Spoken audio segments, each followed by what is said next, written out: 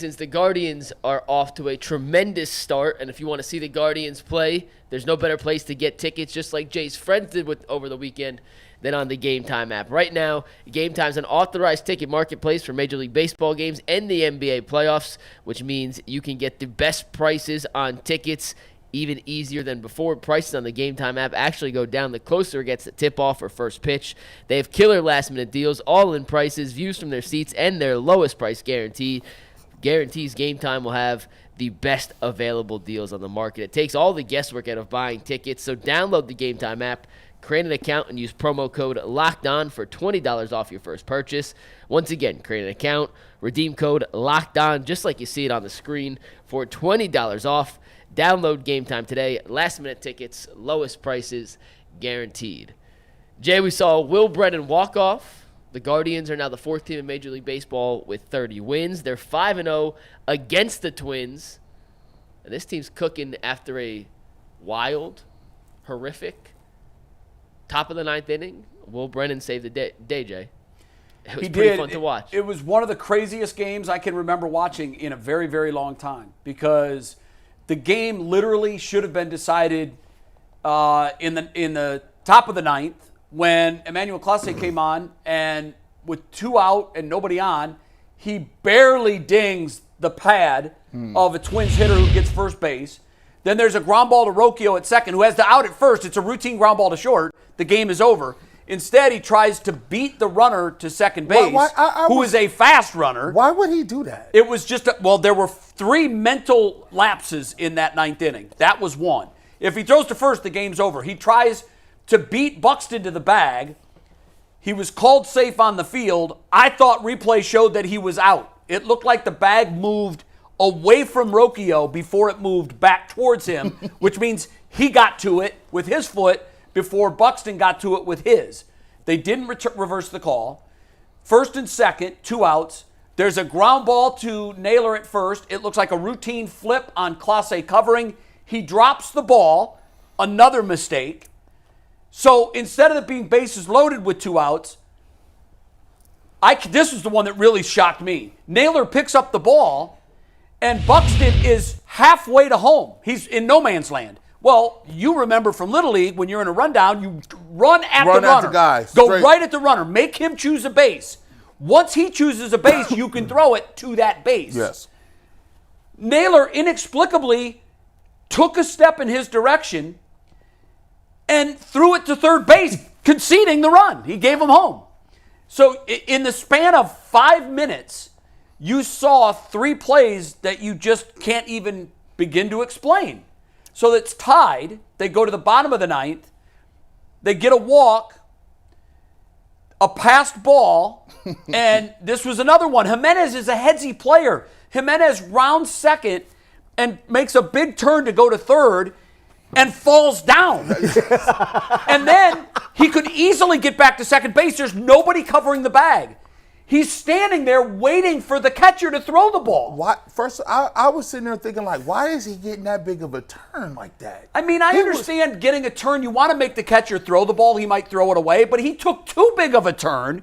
He fell down, and then he could have scampered back into second base easily. Instead, he stands there frozen. I was cracking up. It was the Naylor equivalent. When he was falling, he was probably like, oh, shit. I know he was. And when he got up, instead of immediately going back to second base, because nobody was covering, he stood there frozen. The catcher throws to second.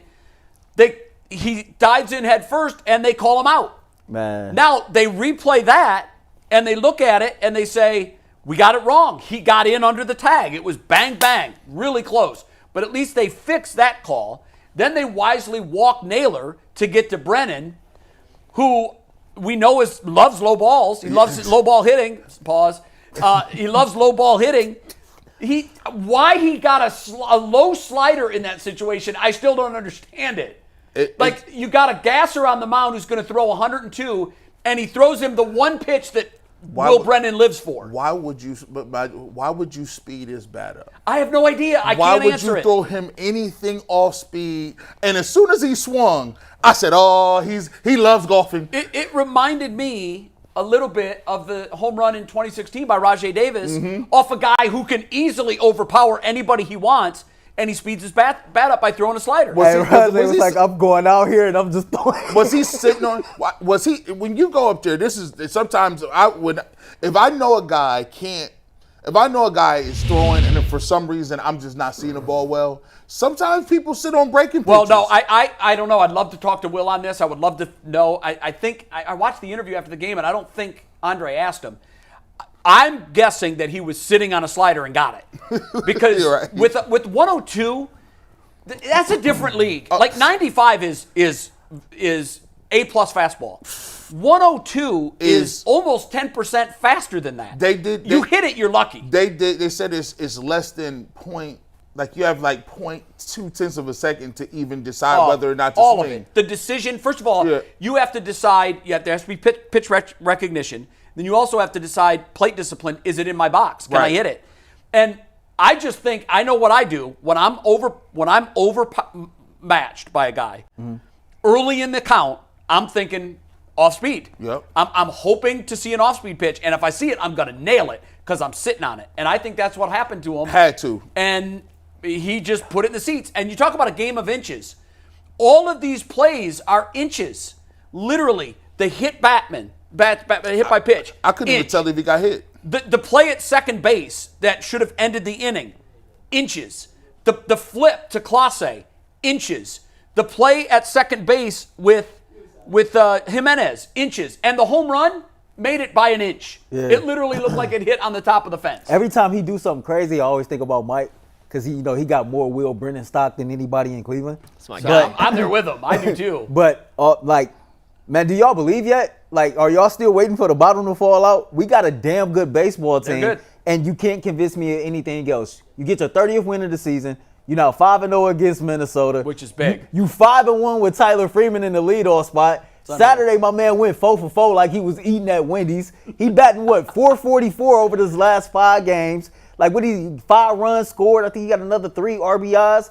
Jose with the clutch home run Friday night. Let Oh, you my know God. you in Friday my was house. another one. Friday's game he was let you know. unbelievable. He let you know you in my house. I loved it. This team finds exciting ways to win. They find ways to keep us engaged. They starting to look good when they out here playing. Those like, uniforms, by the way, were I am having so fire. much fun. my all-time favorite Cleveland Indians fire. uniform. Having so much fun They're watching fire. man. Like Jay, we 13 games over 500 in the month of May. I don't remember this over the last 5 or 6 years being the case. Like, I'm just having so much fun watching this No, you'd team. have to go back to the 90s probably. Just watching them win, watching the different variations of how they win. Like, I found myself more engaged watching baseball than I had been in a long time. I got a question for you about Tristan, right? So this is what I'm seeing. I think Tristan is pitching better. He is. But my man gets hit hard, and he always has this stat line of he give up like 2 or 3 hits, but one of them is always a home run. Well, his velocity, he lived on velocity before, and he Yeah. can't do that right now. I'm not saying that he'd never do that again, but right now it's just not there. And when you take a fastball pitcher, everything plays off of the fastball. Like your slider's better when your fastball's better. And because his fastball isn't what it is, guys are going to square him up. Now it's just a matter of becoming a pitcher. Instead of throwing the ball over the plate, you're throwing it to spots. You're hitting the edges and the corners. You're throwing to cold zones to certain pitchers. If a guy can't handle up and in, that's where you throw it. And he's for the most part, he's had some moments this year where his command wasn't good, but for the most part recently his command has been better.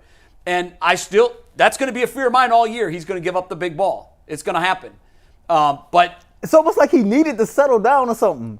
It feels that way. he's It's like- pitching differently now. It's And like- so he's learning this as he goes.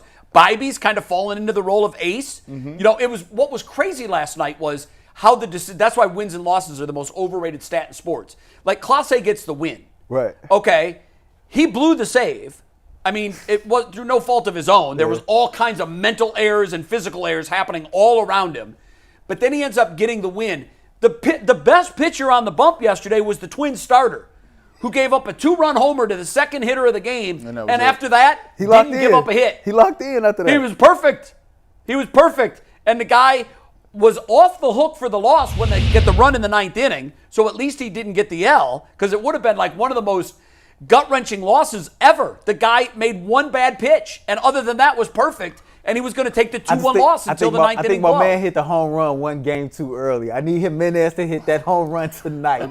It's a statement home run if you No, hit you it can't- tonight. Yeah, no, you're right. If he does hit it Hey. tonight, it is a statement Hey, because Frankie's in town. You know what they say in baseball? You can't save no offense. Either you can score 12 runs in one game and come back and get no hit the next Facts. game. No, you're right. You're Now right about that. you asked, is people buying in? I showed Jay this during the break. It says this is from Nick Camino. He says Guardians drew nearly 100,000 people this weekend in May. Baseball is alive and well in Cleveland. Love the first place club. Now that's an average of about 30,000. Wonderful crowds all weekend. Over the weekend against the Twins. Now, somebody did say this, though. You guys are always hating.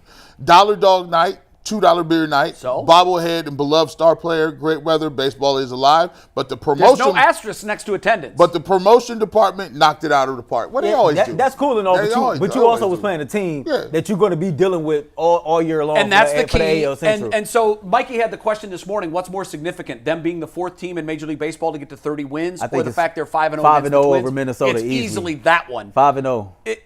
The Twins are where they are, and the Guardians are where they are because of those 5 games. Yep. Like the Guardian, like the Twins hit a speed bump against the Yankees, which they always do, but they've lost I think 6 or 7 in a row now.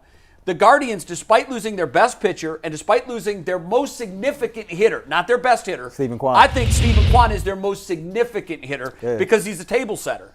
So they've been without both of those guys, and they're 13 games over 500. They're in first place. They're 5-0 against the Twins. No matter what happens the rest of the year in baseball, you're going to figure out the winner of the AL Central by looking at 2 things. What's your record against the against the Royals, and what's your record against the Twins? And the Royals, now this is a huge, huge series. We haven't seen the Royals yet. When we see them coming up, that's going to be big because the Royals are also for real. Yeah. I thought the Twins were going to be their most, and at the end they might be. I thought they were going to be the Guardians' most serious competition. But this Royals team, even though they're doing it somehow with crazy smoke and mirrors, they're there. Lugo's and they been keep incredible. winning. What? Lugo, their pitcher, has been incredible. He's been unbelievable. Incredible. And they've got some exciting young talent. They're a good baseball team. So I'm not going to discount them. They're going to be there for the stretch. What's going to determine the winner of this division is who has the better record amongst those 3, because I still think Detroit's a little bit further away. Who has the best record against the Royals, Twins, and Guardians against one another? That's who's going to the playoffs. Let me ask you this as well.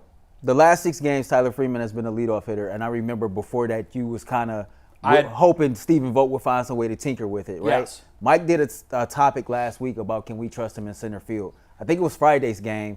One of the first hard hit balls of the game went straight to him. He made a hell of a play out I there. fully center. trust him defensively. My question is, when you see how he's hitting recently at the plate, I know Stephen Kwan just started his rehab. When Kwan comes back, he's definitely going back into the leadoff spot. Absolutely. What are you going to do with Tyler Freeman at that point? Well, you just keep him in center field, and I wouldn't be I don't know that you want to drop him to number 9. The reason I say that, a lot of teams, you call it doubling up speed. When you have a good on base guy that can run at 9, you make your lineup that much more potent because now it's like you have 2 leadoff men. I don't know if you want to drop him down where he loses that many at bats. The difference between the 9 hole and the 1 hole on average at bats per game is almost 1 over the course of a season. Like you're getting a lot more at bats in that leadoff hole. You could put him at 2. You could start dropping everyone down. You could put him at 7. There's a lot of things you can do with him. But here's the thing: that's a great problem to have. Right. A week ago, before he's had his resurgence, we were all looking at him like, what happened to the guy we saw the first week of the season? He's back.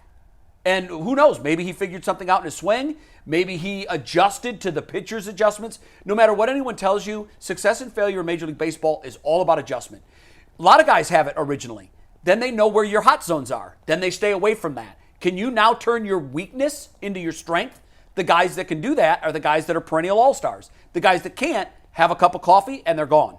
And I don't know what it is with Freeman because it's such a short period of time. I need to see it for a month. Maybe he's made an adjustment to their adjustments because they were clearly making adjustments to him. I don't know, though. That's a great problem for Stephen Vogt to have. Yeah. And once again, Vogt